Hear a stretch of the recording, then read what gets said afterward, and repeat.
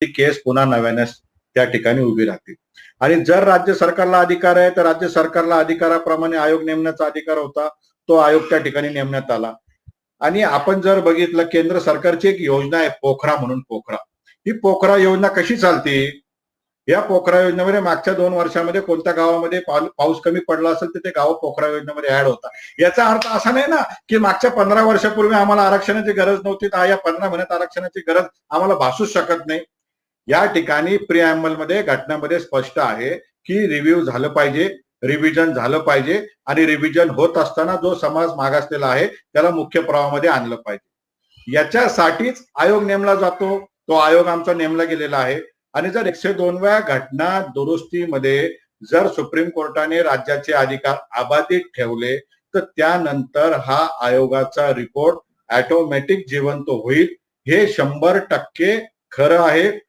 एखादा माणूस, व्यक्ती जर सांगत असेल की 99% स्कोप नाही, 1% स्कोप आहे, तर सदावर्ती आज पहिल्यांदा खरं बोलले. काय खरं बोलले? की 1% स्कोप आहे. त्या 1%मध्येच अपवादात्मक परिस्थिती मराठा समाजाची आहे. म्हणून मी तुम्हाला सांगतो, हा अधिकार राज्याला होता आणि सुप्रीम कोर्टामध्ये या अगोदर 100 निर्णय बदललेले आहे. यामध्ये जे 2 न्यायमूर्तींना वाटतं ते 5ला वाटू शकत नाही, ते 3ला वाटू शकत नाही, 5ला वेगळं वाटतं. याकरिताच एकावर घटनापीठ त्या ठिकाणी निर्माण केलेले आहे. त्यामुळे मराठा समाजाला आशा आहे. आमची परिस्थिती बदलू शकते का? काल जर सुप्रीम कोर्ट म्हणलं की नाही यांना आरक्षण देण्याची गरज नाही, परंतु आमची जी परिस्थिती आहे, सामाजिक परिस्थिती आहे, बदलती का? ही जैसेच्या तैसे राहते आणि ही वेळोवेळी मांडण्याचं काम समाज म्हणून आमचं आहे आणि प्रत्येक प्लॅटफॉर्मवर आम्ही मांडू आणि मला विश्वास आहे आम्ही लढाई जिंकू. टू द पॉइंट मी तुम्हाला विचारतो. मी परवा प्रकाश आंबेडकर यांची मुलाखत घेतली. त्यांनी म्हटलं की गायकवाड कमिशन मध्ये तसं काही मराठा जो आहे तो मागास दिसत नाही. सदावर्ते तेच म्हणतायत, घटना ही तीच म्हणते की मागास दिसत नसेल आम्ही तुम्हाला आरक्षण का द्यायचं? मराठा समाजाला आरक्षण मिळण्यासाठी तो मागास आहे, तो आर्थिक दुर्बल आहे, त्याची परिस्थिती वाईट आहे. हे मला आता महाराष्ट्राला तुमच्या तोंडून ऐकवायचं. मला पुन्हा विनोद पाटील हे सांगा की मराठा समाज हा आरक्षणाच्या कक्षेत कसा आहे तो मला सांगा. आता सदावर्ते पण समोर आहे. मला सांगा, तुमच्याकडे साखर कारखाने आहेत, तुम्ही सगळे मंत्री झालात, तुम्ही सगळे मुख्यमंत्री झालात, तुम्ही सगळ्या संस्थांमध्ये काम करता. असं असताना सुप्रीम कोर्ट म्हटलं हे सगळे श्रीमंत आहेत, याला कशाला पाहिजे आरक्षण? विनोद पाटील, मोठी जबाबदारी आहे तुमच्याकडे. मला सांगा, मला याचं सांगताना स्पष्टपणे सांगण्याचं जबाबदारीने माझं कर्तव्य बनतं. एकीकडे आपण जे सांगण्यात आलं की कारखानदारी आहे, शुगर फॅक्टरी आहे. मला एक प्रश्न विचारायचा आहे की देशाचे पंतप्रधान जे नरेंद्र मोदी साहेब आहेत ते तेली समाजामधनं येतात आणि इतर मागासवर्गामध्ये येतात. याचा अर्थ भारतातला सगळ्यात तेली श्रीमंत झाला का हो? महाराष्ट्रामध्ये AR अंतुले मुख्यमंत्री झाले म्हणजे सगळे मुस्लिम श्रीमंत झाले का हो?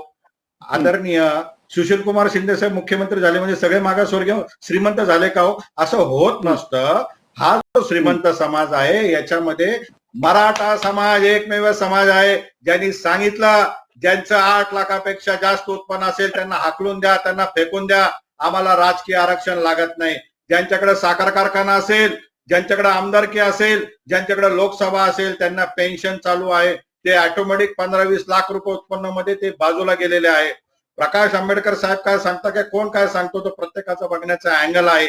आमचं फॅक्ट आहे, आजही ग्रामपंचायत मध्ये घरकुलाच्या यादीमध्ये 90% मराठा समाज तुम्हाला त्या ठिकाणी दिसेल.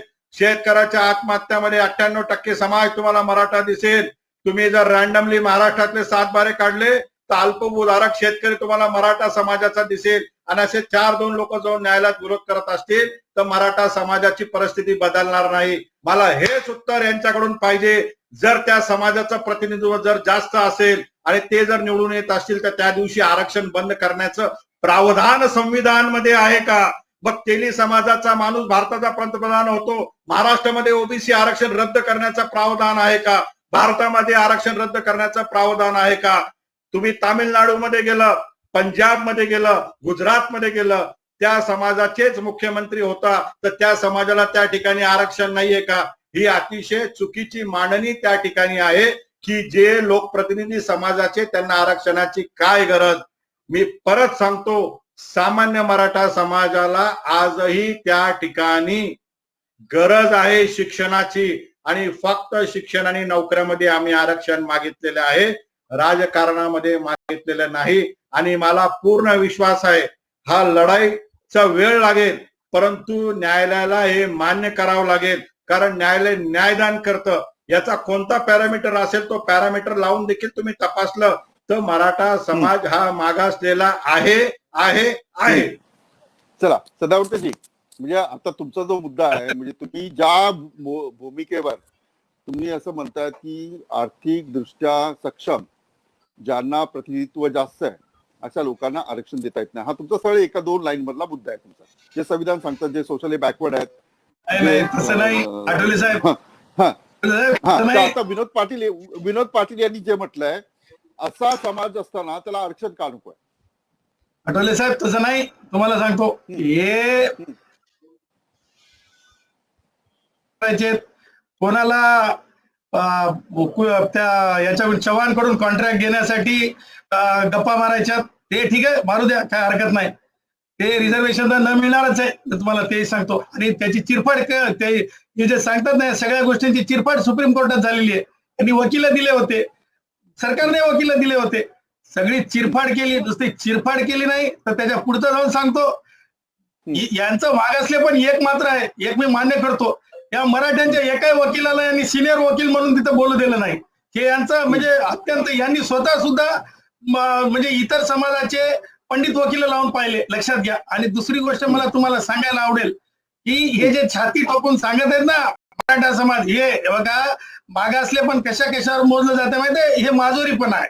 आणि ह्या माजोरीपणाचं लक्षण म्हणजे आपण उच्चभ्रू आहोत, आपण रूल करू शकतो. आणि त्याचीच शेवटची घटना म्हणजे नांदेड जिल्ह्यातल्या मुखेड तालुक्यामधल्या रोही पिंपळ गाव आहे, जिथं जळतण सुद्धा न मिळू देणारे 99% अत्याचार, जसे म्हणले की नाही 1% आहे, हे 99% अट्रॉसिटी यांच्याच नावावर लिहिलेले आहे. 99%. अरे ऐकून घ्या तुम्ही. आठवले साहेब, ते माजुरेपणा ऐकणारी मराठ्याची अवलाद आहे. हे तोंडावर सांगा माजुरेपणा, हे ऐकणारी मराठ्याची अवलाद आहे.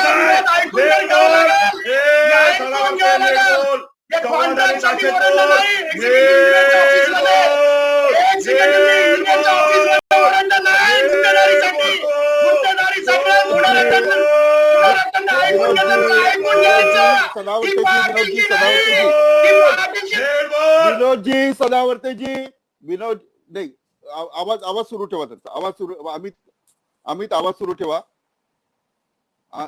सदावर्तेजी, सदावर्तेजी, विनोदजी,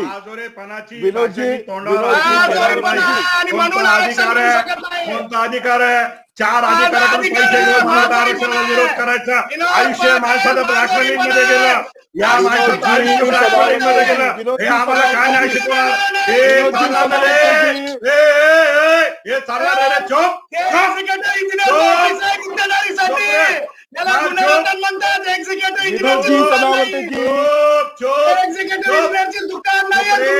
अरे चुप रे. विनोदजी सदावर्तेजी, माझं ऐका. तुमच्या या दोघांच्या भांडणामुळे अमित आवाज बंद मत करो, अमित आवाज बंद मत करो. विनोदजी आणि सदावर्ती नाही, माझं ऐका.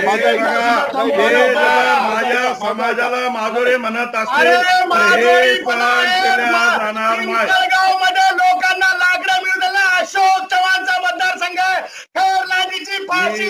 तुम्हाला परत सांगतो, जर त्यांनी माजुरे बोलू नये, या ठिकाणी आरक्षणावर चर्चा करावी, माजुरेपणाची भाषा करू नये, आम्हाला ती शिकू नये. या ठिकाणी कायद्यावर बोलावं, कायद्यावर बोलण्यासाठी आम्ही तयार आहोत. हे जर वैयक्तिकरित्या मराठा समाजाला माजुरे म्हणत असतील तर मराठा समाज ऐकून घेणार नाही. कोणाच्या नावाने निघाले मेट्रोसिटी? आठवले साहेब, ही चर्चा करायची का? आठवले साहेब, चर्चा करायची का? ही पद्धत आहे का चर्चा करण्याची? नाही, थांबा. तुम्ही मला थांबवलं, तुम्ही त्याला थांबवा. मी थांबा, दोघंही बोलू नका. सदावर्तेजी आणि विनोदजी, तुम्हाला हे माहितीये का की असं एकमेकांना तुम्ही बोलून गावातल्या गावकसा बाहेर राहणाऱ्या आणि गावात राहणाऱ्या लोकांमध्ये तणाव निर्माण होऊ शकतो. सदावर्तीजी माजुरी हा शब्द संसदीय असेल नाही माझा ऐका, लक्षात घ्या. आठवले काय साहेब. शिवी आहे माधुरी म्हणा? सदावर्तीजी माधुरी मला शिवी आहे का? तुम्ही मी लिटरेचरचा माणूस आहे, तुम्ही लिटरेचरचा माणूस आहे. माधुरी मला शिवी आहे? शिवी आहे का माधुरी म्हणा? आठवले साहेब उत्तर द्या. आठवले साहेब मला उत्तर द्या की चर्चेमध्ये आल्यानंतर आम्ही माजुरे ऐकून घेणं योग्य आहे का? म्हणजे आम्ही ऐकून घेणं योग्य आहे का? म्हणजे त्यांनी आम्हाला माजुरे म्हणायचं आम्ही विरोध करायचा नाही हे योग्य आहे का? याच्यासाठी प्लॅटफॉर्म आहे का? अरे असं कसं चालेल? मराठा आरक्षणाला विरोध करायचा आणि मराठा आरक्षणाला विरोध करायचा आणि आम्हाला माजुरे म्हणायचं? अरे ती शिवी आहे का? ती डिक्शनरी उघडून बघा. हे मी लिटरेचरचा माणूस आहे. आठवलं मला तसं तुम्ही सांगून डिमॉरलाइज कोणी करू शकत नाही. मी अभ्यासू माणूस आहे. अरे डिमॉरलाइज कायद्यामध्ये आम्हाला विश्वास आहे. आम्ही जिंकणार. या रिव्ह्यू पिटिशनमध्ये समाज जिंकणार रे सदावर्ती. हा मराठा जिंकणार. तुला दाखवून दे. अरे जिंकणार रे जिंकणार. अरे बगरे घंटा तू बगरे चुप रे चुप. बिल्डिंगचा बागल लावू नको रे. बिल्डिंगचा बागल बिल्डिंगचा बागल लावणं संवैधानिक शब्द आहे का? इंजिनियरचा चेंबर नाही. इंजिनियर का कोट भरायचा चेंबर नाही. कोट घातलेला आहे कोट. याला डॉक्टरेट म्हणतात. बरं बरं धन्यवाद तुमचं कोट बद्दल. विनोदजी तुम्ही जो माजुरी शब्द ऐकला तुम्हाला राग आला. आता तुम्ही जो शब्द युज केला तो कसा काय होता? तो संसदीय शब्द आहे का? तो म्हणजे नाही तुम्ही आता तुम्ही जे म्हणजे दुसऱ्यांनी केलं तर तुम्ही त्याला हे म्हणणार आणि आता तुम्ही एकाच मिनिटापूर्वी जो शब्द युज केला तो आहे का संसद? म्हणजे तुम्हालाही म्हणजे अरे काय असं म्हणताना तुम्ही चर्चा अशी लढणार आहात का? तुम्ही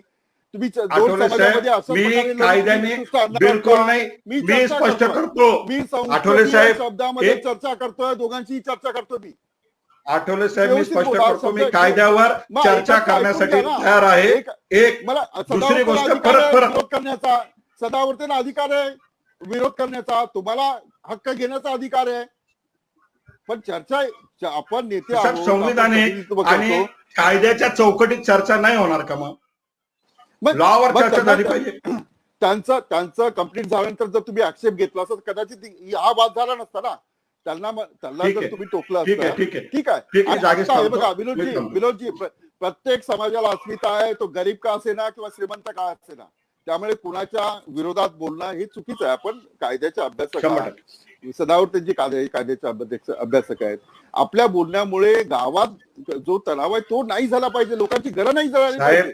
मी आपल्याला परत सांगतो. मी स्पष्ट सांगतो या ठिकाणी कायद्यावर चर्चा करायला मी तयार आहे. एक नंबरचा विषय. आणि या ठिकाणी सदावर्तींनी समाज म्हणून आम्हाला विरोध केलेला नाही. त्यांनी त्यांच्या वैयक्तिक अधिकारामध्ये मराठा समाजाला विरोधात पिटिशन टाकलेली आहे.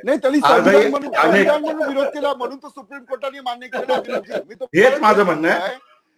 कोणी बघा देशातला कोणीही किती मोठा वकील असेल, पंतप्रधान असेल, मुख्यमंत्री असेल, त्याचं काही चालत नाही. जे संविधानामध्ये आहे तेच चालतं.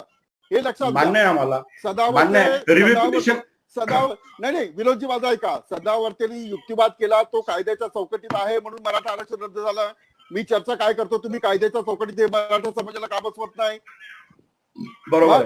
सदावर्तींचा अधिकार आहे विरोध करणं. ठीक आहे ठीक आहे सदावर्तीजी आता हे बघा शब्द जपून वापरा. माझं तुम्हाला विनंती आहे. आपण ही चर्चा करतोय त्याच्यामुळे आपण संविधान प्रगल्भ करतोय हे लक्षात ठेवा. पण त्याच्यामध्ये द्वेष निर्माण होईल, राग निर्माण होईल अशा प्रकारची कुठली भूमिका घेऊ नका. गावात तुम्ही आता जे उदाहरण दिलं सदावर्तीजी नांदेड मधलं, अशा घटना रोखणं आपलं काम आहे आणि ते चर्चेनेच सुटतील.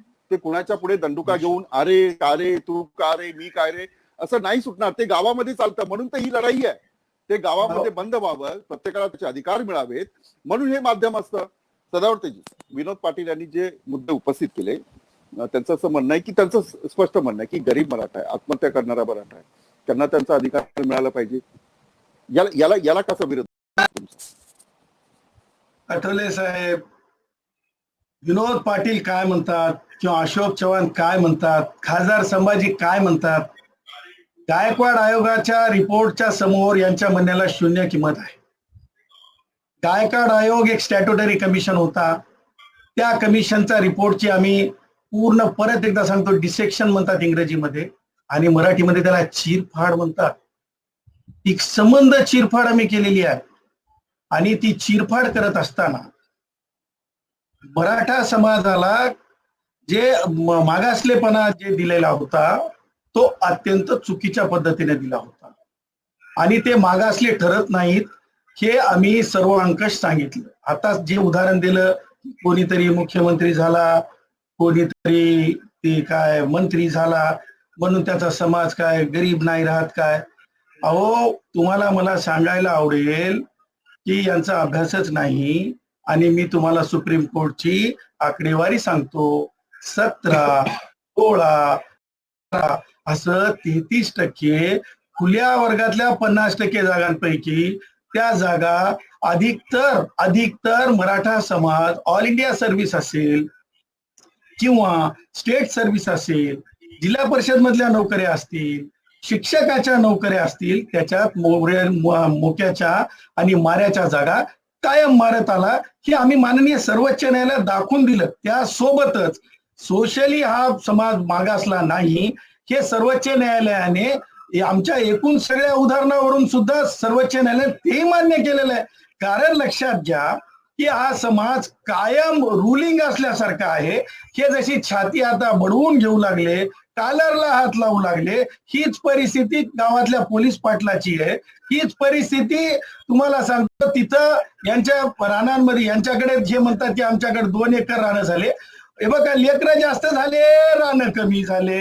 ज्यांच्याकडे रानच नव्हतं त्यांच्यापेक्षा सुद्धा यांची परिस्थिती चांगली आहे. ही परिस्थिती सर्वोच्च न्यायालयाच्या निदर्शनास आणलेली आहे. आणि त्यामुळं सुद्धा ह्या समाजाला मागासलेपणे कुठेच ठरलेलं नाही. इव्हन 10वीच्या शिक्षणापर्यंतचा अभ्यास करण्यात आला. त्याच्यानंतर डॉक्टर बाबासाहेब आंबेडकरांची संकल्पना वाचण्यात आली. त्यानंतर एकूण सामाजिक म्हणजे जे काय म्हणतो त्याला जॉग्राफिकल याचा बॅकग्राऊंडचा त्याच्यामध्ये अभ्यास घेण्यात आला. हे सगळं झाल्याच्या नंतर मग संस्था आल्या, मग त्याच्यानंतर दूध डेऱ्या आल्या. हे सगळं पाहता बँका आल्या, शेवटी मुख्यमंत्री कार्यालय आले, 13 मुख्यमंत्री शेवटी आले. आणि हे सगळं पाहिल्याच्या नंतर ते बघा, मुजोर असो की कोणत्याही प्रकारचा जोर असो, त्या जोराला कायम म्हणजे एक स्थान दिलेलं आहे आणि त्याला उच्च पदस्थ म्हणलेलं आहे. आणि यांचा जो वर चष्मा आहे तो वर चष्मा आम्ही कायम दाखवत आलेलो आहोत. याच रिझर्वेशन मध्ये नाही तर प्रमोशन रिझर्वेशन मध्ये सुद्धा आम्ही तेच दाखवत आलेलो आहोत की आम्ही म्हणत आहोत की एका माणसाने जर जयभीमचं गाणं जर वाजवलं त्या नगर जिल्ह्यामध्ये आणि आपल्या याच्या शिर्डी तालुक्यामध्ये, तो उदाहरण सुद्धा एका रिझर्वेशनच्या मॅटरमध्ये आम्ही दिलेलं आहे. आणि त्यामुळं आता जरी यांना असं वाटत असेल माजोरपण ही काही शिवी नाही. परत मी तुम्हाला सांगतो, मी थॉट्सचा अभ्यासक आहे, मी MA आहे त्याच्यामध्ये. असं नाही की मी उठलं आणि काहीतरी येऊन बोलतो. माझ्या ताकद असते ते उत्तर देण्याची आणि कायदेशीर बाबी तपासून मी बोलत असतो. त्यामुळं मागास जे ठरत नाहीत त्यांना राजकारण म्हणून तुम्ही करा रे बाबा. आम्ही म्हणत नाही तुम्ही राजकारण नका करू, सगळेजण राजकारण करा, आमचं काही म्हणणं नाही. परंतु संविधानाची म्हणजे पायमल्ली करू नका. आणि तुम्ही संविधानाला doctor Babasaheb Ambedkar piecemeal मध्ये तोडू नका. मी डॉक्टर बाबासाहेब आंबेडकरांचा पुत्र आहे, मी आंबेडकर पुत्र आहे. त्यामुळं मला या सगळ्या गोष्टी समाजासमोर ठेवणं आवश्यक असतात. आणि आगामी काळामध्ये तुम्ही म्हणताय ना सर्वोच्च न्यायालयामध्ये आहे, अहो विनोद पाटील, सर्वोच्च न्यायालयामध्ये किती दिवस लागणार आहेत? जून जुलैमध्ये तर संपून जाईल ना विषय. तुम्हाला सांगतो, ह्याच तोंडाने तुम्ही येऊन बोला, परत मराठा समाजाला परत वेटीस धरू नका, परत येऊन म्हणू नका क्युरेटिव्ह फाईल करतो. क्युरेटिव्ह सुद्धा पिटिशनची तयारी ठेवा विनोद पाटील, मी तर तेही सांगतो. आणि क्युरेटिव्ह नंतर परत सांगतो, आज मॅक्स महाराष्ट्राच्या माध्यमातून हा डॉक्टर गुणरत्न सदावर्ते, डॉक्टर बाबासाहेब आंबेडकरांचा पुत्र, आज मी एकूण खुल्या वर्गातील आणि इव्हन मराठा बांधवांना मी सांगत आहे, इव्हन या प्रस्तुत पंतप्रधान नरेंद्र मोदी सरकारने जरी आरक्षणाची तरतूद कायदा म्हणून केली तरी ती सुद्धा मिनर्वा मिलच्या जजमेंट नंतर आणि इंदिरा गांधीच्या इमर्जन्सीच्या जजमेंट नंतर अशा प्रकारची तरतूद 9th शेड्यूल मध्ये सुद्धा, ज्याच्यावर स्पष्ट भाष्य झालेले मागासच नाहीत म्हणून, ती अशी तरतूद जी अल्ट्रा वायर्स ठरलेली आहे, अशी तरतूद सुद्धा मी चॅलेंज करून काही दिवसांमध्ये केंद्र सरकारने कायदा केल्याच्या नंतर सुद्धा हे आरक्षण टिकणार नाही, हे आरक्षण मिळणार नाही. हे मी आज खातरजमा मॅक्स महाराष्ट्राच्या माध्यमातून मी श्रोत्यांना, प्रेक्षकांना आणि मराठा बांधवांना सांगत आहे, या राजकारणाला बळी पडू नका. तुम्ही तुमचा हे लोक मोर्चा वापर करतील यांच्या भूलथापांना तुम्ही बळी पडू नका बांधवांनो. हे केवळ माझा वापर करून स्वतःची बडेजाव करून काही मिळवायच्या प्रयत्नात असतील, परंतु त्या भूलथापांना बळी पडू नका. मी तुम्हाला सांगू इच्छितो की काही लोकांचे मर्यादित म्हणजे इंटरेस्ट आहेत आणि त्या इंटरेस्ट साठी ते कोणत्याही स्तराला जाऊ शकतात. त्याच मूर्तिमंत उदाहरण आता आपण पाहिलेलं आहे. आता मी सदावर्तेंना यासाठी बोलू दिलं, तुम्हाला प्रश्न पडला असेल की सदावर्ते एवढे सगळे सांगत होते, जोरात सांगत होते, आवाज मोठा करून सांगत होते. सदावर्ते हे कायदा सांगत होते, फक्त सांगण्याची ते मोठ्या आवाजात बोलतात की छोट्या आवाजात बोलतात याच्याशी मला देणं घेणं नाहीये. फक्त ते कायदा सांगतायत की तुमची लढाई आता किती मोठी आहे. जो गरीब मराठा तुमच्याकडे नेता म्हणून पाहतोय, विनायक मेटे असतील, अशोक चव्हाण असतील, देवेंद्र फडणवीस असतील, किंवा जे तुम्ही मराठा आरक्षणासाठी जे सगळे पॉलिटिकल लोक एकत्र आलात आणि कायदा केलाय, तो कायदा कायद्याच्या कक्षेत टिकवायची एवढी मोठी जबाबदारी तुमच्याकडे. त्यामुळे ही चर्चा असते, या चर्चेतून तुम्हाला क्लू मिळत असतात, तुम्हाला पायवाट प्रवास जो आहे ती दिशा जी आहे तुम्हाला पुढे दिसत असते. विनोद पाटील किती आव्हानात्मक आहे. सदावर्तेंनी सगळी फोन करून सांगितली एवढ्या सगळ्यांना फेस करावं लागेल आणि राज्य सरकारने यामध्ये काय भूमिका घेतली पाहिजे आणि तुम्ही काय भूमिका घ्या. हे बघा, मी परत एकदा स्पष्ट करतो, घटनेवर हा कायदा आणि देश चालत असतो. कायद्यामध्ये रिव्हिपिटेशन करण्याचा अधिकार आहे का नाही, तो अधिकार आहे. सुप्रीम कोर्टाने निर्णय काय द्यायचा आणि कशा पद्धतीने द्यायचा तो विनंती करण्याचा आमचा अधिकार आहे आणि ती विनंती आम्ही त्या ठिकाणी करणार. प्रत्येक माणसाला विश्वास आहे. ज्यावेळेस त्यांनी आरक्षणाला विरोध केला त्यांना विश्वास होता. मी आरक्षणाची लढाई सुरू केली, मला विश्वास आहे हे आरक्षण टिकणार आणि मुंबई हायकोर्टामध्ये हे टिकलेलं आहे. प्रश्न माझा एवढाच आहे की एकटा मराठा रिझर्वेशनला 50% मर्यादा आणि एकटा मराठा रिझर्वेशनला अपवादात्मक परिस्थिती, हे असं होऊ शकत नाही. जिथं सूर्य आणि चंद्र जातो त्या संपूर्ण महाराष्ट्राच्या आणि भारताच्या बाउंड्रीला हा कायदा लागू होईल. सुप्रीम कोर्टाला देखील कायद्याच्या चौकटीमध्ये आम्ही विनंती केली होती. आम्ही विनंती काय केली की तामिळनाडूमध्ये याची मर्यादा ओलांडलेली आहे, भारतामध्ये इतर राज्यांमध्ये ती मर्यादा ओलांडलेली आहे, मग ओरिसा असेल, भारतातले अनेक राज्य असतील. या पलीकडे सुप्रीम कोर्टामध्ये हे देखील आम्ही सांगितलं की भारतामध्ये लोकसभेने कायदा करून 10% ईडब्ल्यूएस रिझर्वेशन त्या ठिकाणी दिलेलं आहे. आज माझ्या महाराष्ट्रामध्ये 50%ची मर्यादा आम्ही केव्हाच ओलांडलेली आहे. आज महाराष्ट्रामध्ये 52% आरक्षण आहे.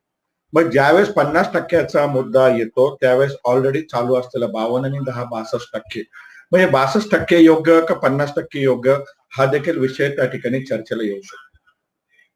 मागास आयोगाचा रिपोर्ट तयार करत असताना जो काही क्वांटिफाईड डेटा लागतो, माझ्या मते तो 100% त्या ठिकाणी आलेला आहे. सुप्रीम कोर्टाने तो नाकारलेला आहे, परंतु मुंबई हायकोर्टाने तो स्वीकारलेला आहे आणि मुंबई हायकोर्टाने स्वीकारत असताना तो त्या ठिकाणी टिकलेला आहे. या रिपोर्टमध्ये ज्या ज्या काही गोष्टी आलेल्या आहेत, जसं आता यांनी सांगितलं, शिक्षणाचं प्रमाण, नोकऱ्यांचं प्रमाण, हेच आमचं म्हणणं आहे की याची जर टक्केवारी बघितली तर त्या ठिकाणी आता आमची घसरण झालेली आहे. एक प्रश्न असा आहे, विनोदजी माझा आवाज येतोय? विनोदजी माझा आवाज येतोय? हो येतोय. माझा हायकोर्ट तुम्ही आता विसरून जावा, हे विसरावं लागेल की नाही तुम्हाला?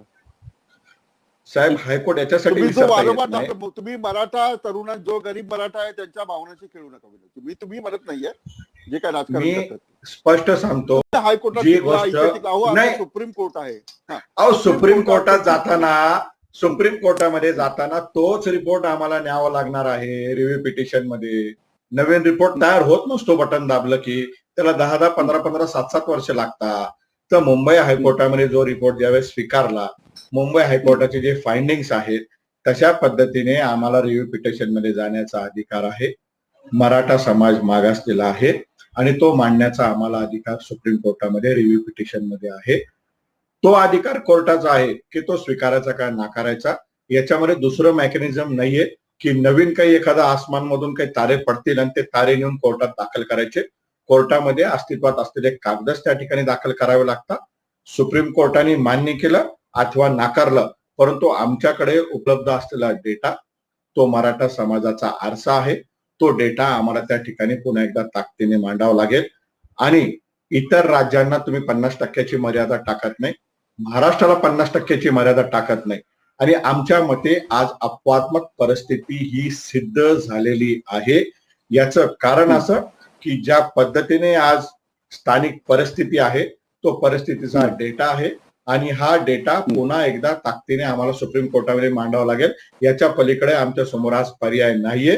कारण नवीन आयोग नेमायचा आणि नवीन आयोगाने पुन्हा 10-15 वर्ष 7-7 वर्ष काम करायचं तर ते शक्य नाहीये. आज ही लढाई शेवटच्या टप्प्यात आलेली आहे. त्यामुळे घटनेने जो अधिकार आम्हाला दिलेला आहे त्या अधिकाराचा वापर करून आम्ही रिव्ह्यू पिटिशन मध्ये जाणार आणि आम्ही सांगणार की हा रिव्ह्यू पिटिशन म्हणजे काय. जर सुप्रीम कोर्टाचा निर्णय मान्य आहे तर रिव्ह्यू पिटिशन मध्ये जायचं कशाला. त्याच्यामुळे रिव्ह्यू पिटिशन मध्ये जाताना आमच्या मते हा रिपोर्ट योग्य आहे. तो रिपोर्ट घेऊन आम्ही जाणार आणि तो आमचा अधिकार आहे. आम्हाला त्या ठिकाणी जे सांगायचं की केंद्राने राज्याला अधिकार ठेवलेले, रिपोर्ट योग्य आहे, अपवादात्मक परिस्थिती आहे आणि 50%चा जो मुद्दा आहे तो सगळ्यांना लागू होतो. एकटं मराठ्यांनी काय पाप केलं एवढंच आम्हाला समजून सांगायचं आहे.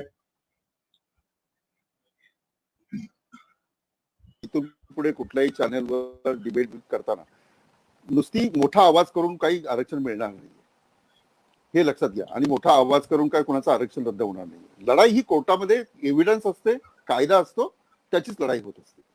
पण आपल्या या सगळ्या भूमिकेमुळे महाराष्ट्रातील अनेक लोकांमध्ये त्याचा एक प्रभाव पडत असतो. आपला मुद्दा रेटून बरोबर मांडावा, जोरात मांडावा, पण ते निर्माण होईल याची काळजी आम्ही घेतली पाहिजे. शेवटचा मुद्दा मी सदावर्ते आणि विनोद पाटील यांच्याकडे घेऊन जातो. काल सदावर्तेजी राज्यपालांना भेटले. राज्यपालांना भेटल्यानंतर त्यांनी एक महत्वाचं विधान केलं की मंत्र्यांना संविधान शिकवण्याची गरज आहे, अशा प्रकारचं विधान केलं. आणि ते खूप मोठं आहे. म्हणजे ज्या लोकप्रतिनिधींना आपण निवडून देतो, जे कायदे बनवतात, त्यांना संविधान माहिती आहे. काय आवश्यकता आहे. म्हणजे मराठा आरक्षणाला तुम्ही विरोध केला कारण तुम्हाला संविधान माहिती आहे म्हणून, पण त्या सरकारला संविधान माहित नाही आणि मराठा आरक्षण त्याच्यामध्ये बसवलं पाहिजे अशा प्रकारची भूमिका त्यांना दिसली नाही. मागासवर्गीयाचं आरक्षण असेल, पदोन्नती आरक्षण असेल, ते रद्द केलं. सदावर्तेजी काय म्हणजे राज्याचे चालवतायत, त्यांना संविधानच माहित नाही आणि राज्य चाललंय. विथ ड्यू रिस्पेक्ट ह्या डिबेटचा आठवले साहेब, अगोदर मी विनोद पाटील यांचं उत्तर देतो. मी या डिबेटमध्ये माझं बोलण्याचा पूर्ण वेळ विनोद पाटीलांना देतो. विनोद पाटलांना लगेच फोन लावायला सांगा. जे कोणी सिनियर ऍडव्होकेट असतील, सिनियर कॉन्सिल, मराठा समाजाचे वकील नाही ना, त्यांना फोन लावायला सांगा आणि त्यांना विचारायला सांगा फोनवर की matter of fact review petition मध्ये ऐकलं जाते का. मी तुम्हाला सांगतो, माझा एकूण अभ्यास, एकूण माझे रिसर्च पेपर, एकूण माझे न्याय संस्थेत अनेक विद्यार्थी न्यायाधीश म्हणून आहेत. म्हणजे मी नुसती प्रॅक्टिस करत नाही, तर एकूण सारांश सांगू इच्छितो Vinod Patil. With due respect म्हणून तुम्हाला मी सगळ्यांना सांगत आहे, महाराष्ट्राला सांगत आहे की फॅक्टला हात लावला जाणार नाही विनोद पाटील. फक्त एकाच पॉइंटला, म्हणजे कोणत्या पॉइंटला, तो सुद्धा इंटरप्रिटेशनचा पॉइंट आहे. तेवढ्याच एका 2 ओळीवर सुप्रीम कोर्ट एखाद्या वेळेस केवळ मॉडिफिकेशन करत आहे, कारण मॉडिफिकेशनची तरतूद नसल्यामुळं रिव्ह्यू फाईल झालेला आहे. अदरवाईज विनोद पाटील, परत तुम्हाला मी सांगतो दुसरा मुद्दा सुद्धा, मी थांबतोय, तुम्ही थांबा म्हणले तर तुम्ही परत तुमच्या वकिलाला फोन करून विचारा की बाबा म्हणाव रिव्ह्यू पिटिशन मध्ये ओपन कोर्टमध्ये हिअरिंग होती का. विनोद पाटीलचे वकील ऑन म्हणजे व्हर्च्युअली तरी बोलू शकतात का रिव्ह्यू पिटिशन मध्ये.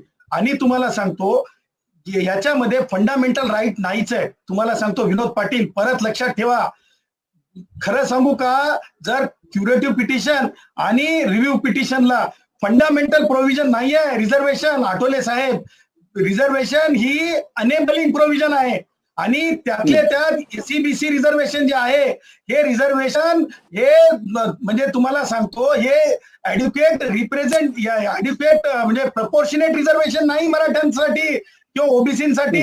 हे प्रपोर्शनेट रिझर्वेशन हे केवळ एससी एसटी साठी पडतंय, म्हणजे शिरगंतीवरलं. आणि मराठ्यांचं आरक्षण जे आहे, म्हणजे तुम्ही म्हणता ना ऍड्युकेट रिप्रेझेंटेशन म्हणजे प्रपोर्शनेट रिप्रेझेंटेशन मराठ्यांना मिळू शकत नाही. As a matter of policy सरकार काही टक्के ठरवू शकतंय ओबीसींना, त्याच्यामुळे मराठ्यांना तर हे मागासले नसल्यामुळे आरक्षण मिळणारच नाही. परंतु ह्या आरक्षणाला तुम्ही प्रपोर्शनेट रिझर्वेशन हेच नाही, आणखीन कोणी दुसरे सुद्धा प्रपोर्शनेट रिझर्वेशन म्हणून मान्य करू शकत नाही. आता दुसऱ्या प्रश्नाचं उत्तर देतो आठवले साहेब, ऐका. मला माननीय राज्यपालांना जाऊन हे सांगावं लागलं त्याचं कारण फार सोपं आहे. जी गोष्ट विनोद पाटील यांना कळाली ती गोष्ट अशोक चव्हाण अजित पवारला का कळाली नाही, असा माझा सवाल आहे. अशोक चव्हाण, अजित पवार आणि जे कोणी मंत्री राज्यपालांकडे गेले होते, लक्षात घ्या, तुम्ही राज्यपालांना एक पत्र नेऊन दिलं. मी परत त्याला एक शब्द जर माझ्या साहित्यातला मी सांगितला तर परत आठवले साहेब, सगळी की नाही गरमागरमी होईल आणि लाल तिखटपेक्षा जास्त तिखट होऊन जाईल. त्याला काय म्हणतात, कोणती पळी म्हणतात हे तुम्हाला माहिती आहे, ते शब्द मी वापरू शकतो बरं का. तसा कागद घेऊन जाणे आणि महामहिम राज्यपालांना म्हणणे की हे घ्या आणि तुम्ही राष्ट्रपतींकडे नोटिफाय करायला पाठवा. सुप्रीम कोर्टानं स्पष्टपणे मागास आयोगाचा रिपोर्ट नाकारलाय. दोन पानाचं पत्र किंवा काय पानं असतील त्या पानांचं पत्र घेऊन तुम्ही सांगायले नोटिफाय करायला पाठवा. कायद्याचं राज्य आहे, संविधानाचं राज्य आहे. तुम्ही संविधान साक्षीनं मंत्री म्हणून शपथ घेतलेली आहे. तुम्ही इव्हन सगळे मराठ्यांचे मंत्री घेऊन जाण्यासाठी थोडी तरी बाळगली पाहिजेत होती. कोणीच नव्हते तुमच्या मंत्रालयामध्ये इतर. अहो तुम्हाला म्हणून सांगतो, आज मराठा युवक, अनेक युवक मला फोन करून सांगतात की सर आम्हाला माहिती आहे तुमचं फोन कॉल रेकॉर्ड नसतंय, त्यामुळे आम्ही तुम्हाला फोन करून सांगत आहोत की आम्हाला हे पटलेलं आहे. आणि तुम्हाला सांगतो, तेच नाही तर वेगवेगळे लोकप्रतिनिधी काँग्रेसचे असतील, राष्ट्रवादीचे असतील, शिवसेनेचे असतील, रिपब्लिकन पक्षाचे सगळे गट, तुम्हाला सांगतो RSSचे लोक असतील, सगळे लोक, प्राध्यापक, शिक्षक, सगळे लोक म्हणतात की मराठ्याला आरक्षण मिळालं नाही पाहिजे, ते कोणत्याच अर्थाने मागास नाहीत. आणि म्हणून आम्ही माननीय राज्यपालांना, त्या तुम्ही जर वाचलं असेल कालचं आमचं नोटीस, तर त्याच्यात आम्ही सगळ्या जाती धर्माच्या वतीनं ती नोटीस दिलेली होती. आणि आम्ही हे सुद्धा राज्यपालांना सांगितलं की कालपर्यंत जे मागास ठरले नव्हते, म्हणजे निकालापर्यंत, ते अचानक आज कसे मागास झाले.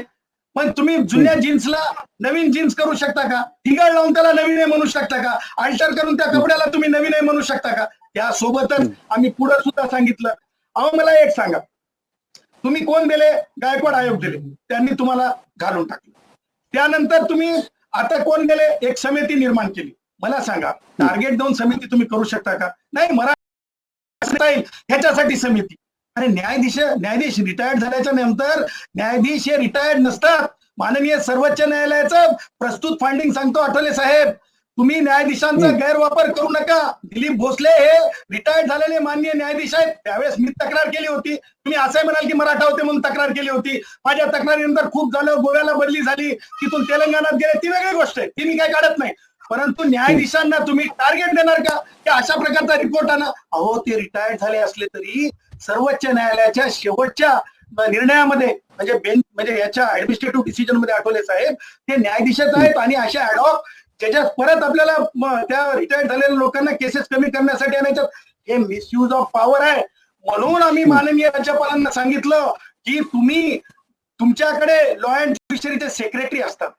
जसं परमबीरच्या केसमध्ये लॉ अँड ज्युडिशरी सेक्रेटरी काय म्हणले होते, आपल्या अनिल देशमुखांच्या केसमध्ये जयश्री पाटील होत्या. तुम्ही म्हणाल परत ते मराठ्यांच्याच मागे होते. अहो त्या केसमध्ये सुद्धा लॉ अँड ज्युडिशरीच्या सेक्रेटरीचं मोठीने विचारा. तरी नाही, तुम्ही गेले सुप्रीम कोर्टामध्ये, तिथं जाऊन तुम्ही करून पाहिलं, ते तुम्ही पराभूत झालात. आता ह्याच्यामध्ये सुद्धा आम्ही सांगितलं की आमचं म्हणणं असं आहे की तुम्ही लॉ अँड ज्युडिशरीच्या सेक्रेटरीना, महामहिम राज्यपालांना सांगितलं तुम्ही रेफरन्स करा, रेफरन्स करून राज्य सरकारची बाजू मांडायला सांगा, आमची बाजू मांडू, ऐकून घ्या.